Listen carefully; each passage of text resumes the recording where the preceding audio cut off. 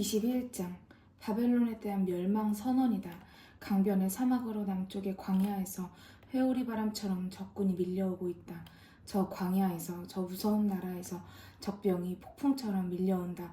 주께서 내게 무서운 환상을 보여주시며 말씀하셨다. 이란 고지대에 사는 엘람 족속과 메대야, 어서 바벨론 도성을 공격하여 포위하여라. 강도 때처럼 강탈하여라. 무엇이든지 파괴하고 멸망시켜라. 바벨론 제국에 짓눌려 탄식하는 세계 만민의 고통을 내가 이제 끝장내리라. 나는 보고 들은 것이 너무 무서워서 허리가 끊어지듯이 아프기 시작하였다. 온몸이 고통에 휩싸여 해산하는 여인처럼 몸부림을 쳤다. 아무것도 더 이상 들리지 않을 정도로 몸부림을 치고 아무것도 더 이상 보이지 않을 정도로 정신을 잃었다. 내 심장은 폭발할 듯이 거칠게 뛰고 온몸은 공포에 사로잡혀 부들부들 떨었다. 평안히 쉬기를 바라던 밤이 고통과 공포의 밤으로 바뀌었다. 지금 바벨론의 위정자들은 무엇을 하고 있는가? 그들은 호화롭게 잔치를 베풀고 방석을 펴고 앉아 먹고 마신다. 그러나 파수꾼이 외치는 소리를 들어라. 모든 위정자들아, 당장 일어나거라. 지휘관들은 즉각 전투 준비를 하여라. 방패에 기름을 발라라. 여호와께서 내게 말씀하셨다. 너는 가서 파수꾼을 세워라. 그리고 나타나는 대로 즉각 보고하라고 일러라.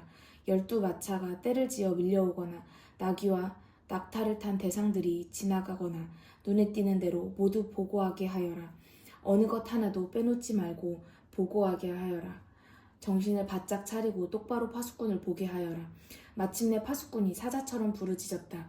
내가 매일 주님의 망대에 서서 지키고 밤마다 이 파수꾼의 위치에 서서 지켰습니다. 마침내 적진이 몰려옵니다. 2마리의 군마가 끄는 전차들이 몰려옵니다. 이 말을 받아 하늘에서 어느 누가 내게 알려주었다. 함락되었다. 바벨론이 함락되었다. 그들이 섬기던 신상들이 모두 부서져서 땅바닥에 뒹굴고 있구나.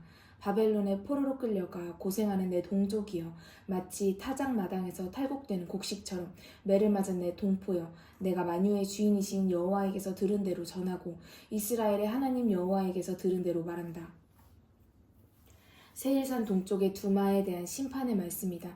어떤 사람이 세일산에서 나를 부르며 물었다. 파수꾼이여, 얼마나 있으면 밤이 새겠소? 파수꾼이여, 이 밤이 언제 새겠소? 그래서 내가 파수꾼으로 대답하였다. 아침이 왔으나 밤도 왔소. 또 묻고 싶으면 다시 와서 물어들 보시오. 드단 사람들에게 내리시는 심판의 말씀이다. 바벨론의 왕 느부갓네살이 아라비아의 오아시스 마을들까지 공격할 것이다.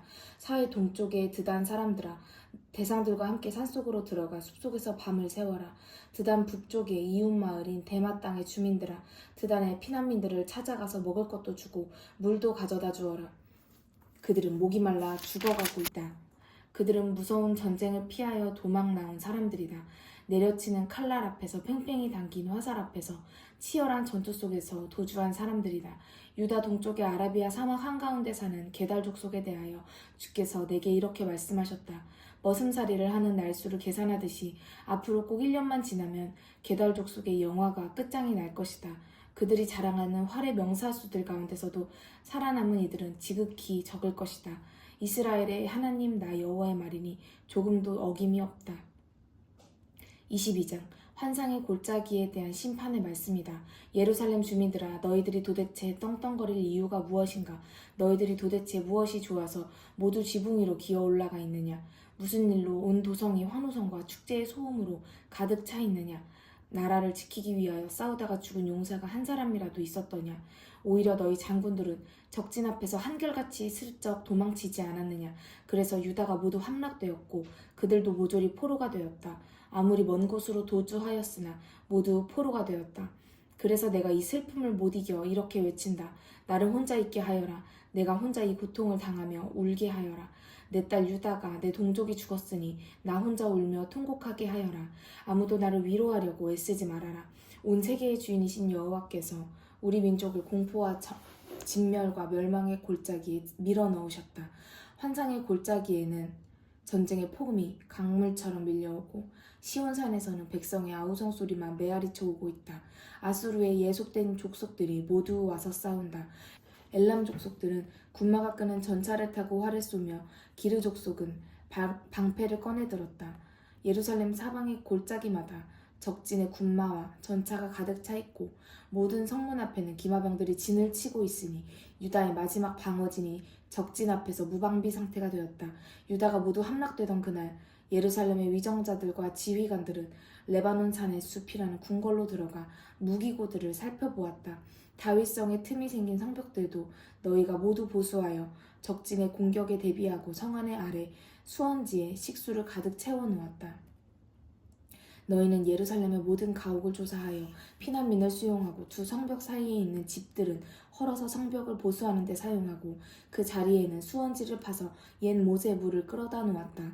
그러나 이런 전란의 때를 예비해 놓으신 여호와를 너희가 바라보지 않고 오래전부터 이런 재앙을 너희에게 내리기로 작정하신 하나님을 너희가 찾지 않았다. 그날은 온 세계의 주인이신 여호와께서 민족 통일의 날로 정해놓으신 날이다. 눈물을 흘리며 통곡하고 대머리가 되도록 머리카락을 밀고 베옷을 입으라고 주께서 너희에게 선포하신 날이다. 그런데 너희는 오히려 환호성을 외치며 잔치를 즐기고 소와 양을 잡아 먹고 마시며 발작하듯 떠들어댔다. 내일이면 죽을 테니 오늘 먹고 마시자. 온 세계의 주인이신 여호와께서 내게 알려주셨다. 이 죄는 그들이 죽을 때까지 용서받지 못할 것이다. 만유의 주인이신 여호와께서 내게 말씀하셨다. 너는 궁중살림을 맡은 저 관리 셈나를 찾아가서 이렇게 전하여라. 너는 도대체 이 나라에서 무엇하는 사람이냐? 나라가 위태로운데도 불구하고 너는 죽어서도 편히 쉴 무덤을 파고 능을 만들어 놓았느냐? 도대체 내가 무엇이길래 드높은 곳에 바위를 파서 내 사후의 안식처를 꾸며 놓았느냐? 너는 스스로 용사라고 생각하지만 나 여호와가 너를 꼭 틀어쥐고 빙글빙글 돌려 집어 던지겠다. 내가 너를 실뭉치처럼 똘똘 감아서 공처럼 드넓은 땅으로 던져버리겠다. 거기서 너도 죽고 거기서 내 화려한 마차도 썩을 것이다. 너는 내 황궁의 수치거리가 될 것이다. 내가 호화로운 능을 팠으니 내 왕이 너를 관측에서 쫓아낼 것이다. 왕이 너를 그 높은 자리에서 내려뜨릴 것이다. 주께서 말씀하셨다. 그때는 내가 힐기야의 아들 엘리야김을 불러 내 종으로 쓰겠다. 내가 내 관복을 그에게 입혀주고 내 띠를 그의 허리에 베어주고 내가 지금 궁중에서 행사하는 모든 권리를 그에게 넘겨주겠다. 그는 예루살렘 주민과 유다 집안의 아버지가 될 것이다. 내가 그에게 다윗 왕궁의 열쇠를 맡겨주어 정권을 행사하도록 하겠다. 그가 열면 닫을 사람이 없고 그가 닫으면 더 이상 열 사람이 없을 것이다. 튼튼한 벽에 박힌 못처럼 내가 그의 지위를 튼튼히 하겠다. 그의 집안 전체가 그 사람 때문에 영광을 누릴 것이다. 그러나 엘리야김에게 그의 친인척들이 모두 매달려서 무거운 짐이 될 것이다. 그는 작은 물병에서 커다란 항아리까지 질그릇들은 모두 걸어놓은 못과 같이 될 것이다. 그 못이 아무리 단단한 벽에 박혀 있어도 그 무게를 견디지 못하여 부러질 것이다. 그때는 못에 달려있던 것들이 모두 떨어져서 산산조각이 날 것이다. 만유의 주인이신 여호와의 말씀이다.